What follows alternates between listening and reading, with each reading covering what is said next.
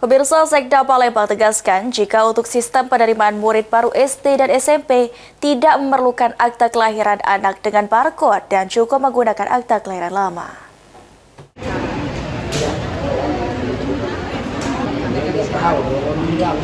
Dalam beberapa hari terakhir, animo masyarakat di Palembang cukup tinggi untuk mengajukan permohonan perubahan akta kelahiran anak menjadi akta kelahiran dengan barcode di Disdukcapil karena dianggap salah satu syarat sistem penerimaan murid baru atau SPMB.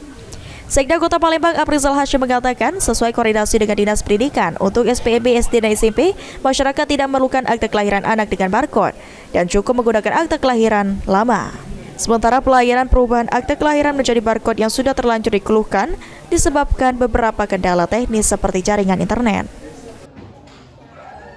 Tahunya untuk penerimaan SD SMP itu merubah akta kelahiran dari yang biasa ke barcode. Artinya Dinas Dukcapil itu perlu waktu untuk merubah tersebut. Banyak sudah kami klarifikasi ke Dinas Pendidikan, tidak ada itu. Jadi memang masyarakat ya apa dia rata sehingga ya panik. Tidak ada syarat itu dari Dinas? Tidak ada. Jadi alhamdulillah itu sudah disosialisasikan oleh Pak Kadintas juga ya.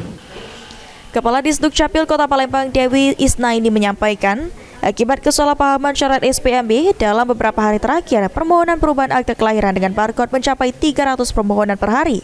Dari sebelumnya hanya di rata-rata 50 permohonan dalam satu hari. Rata-rata sehari itu kan biasanya kan cuma 50, nah sekarang sampai 300-an. Yang apa tuh? Mau memperbaiki, mau pindah, cuma hanya karena alasan mau ngupdate modelnya saja, bukannya memperbaiki data seperti itu. Sandi Pratama, PAL TV.